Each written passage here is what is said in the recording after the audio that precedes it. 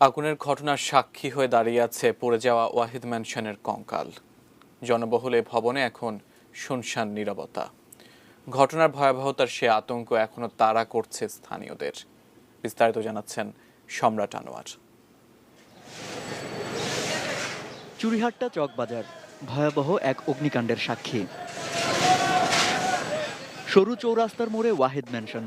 স্থানীয়দের কাছে পরিচিত এই ভবন আজ এক বিভীষিকার নাম। আগুনে পুড়ে খাক হয়ে যাওয়া এই কাঠামোই শুধু বাকি। চারতলা ভবনের তৃতীয় তলার ফ্ল্যাটগুলোতে থাকতেন ভাড়াটেরা। নিচতলায় দোকান আর অন্য দুটি ফ্লোর ব্যবহৃত হতো সুগন্ধি, রং ও বৈদ্যুতিক বাল্বের গোডাউন হিসেবে। গোডাউনের এসব দাহ্য পদার্থের কারণেই দ্রুত আগুন ছড়ায়, ঘটে বিস্ফোরণ। এর ফলে পাশের 5টি ভবনও ক্ষতিগ্রস্ত হয়। পুড়ে গেছে সেসব ভবনে থাকা কয়েকটি দোকানও। অগ্নিকাণ্ডের পর ওই এলাকায় বিদ্যুৎ, গ্যাসের লাইন বন্ধ থাকায় অনেকেই নিজ বাসা ছেড়ে অন্যত্র থাকছেন। এখন আমরা ফ্যামিলি নিয়ে আসি, বর্তমানে আমার মামার বাসায় আছি। এখন সবাইকে সরাই নিয়ে আসছি। এখানে মূলত এখন আসছি যে এখানে আমার অবশিষ্ট কি টিকে আছে বা কি নেওয়ার মতো আছে ওইটাই দেখতে আসছি। এখানে আমাদের আশেপাশে যারা বাসায় আছে এদেরকে এখন সতর্ক থাকতে হবে যেন এই ধরনের ঘটনা আর না ঘটে।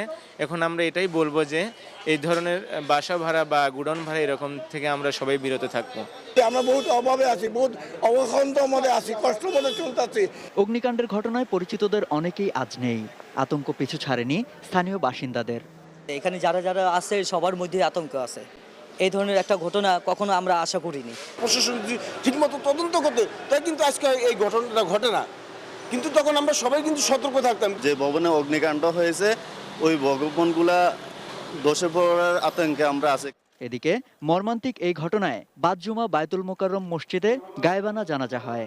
এছাড়া বিভিন্ন মসজিদে হতাহতদের জন্য দোয়া ও মোনাজাত করা হয়। সম্রাট আনোয়ার, এটিএন নিউজ, ঢাকা।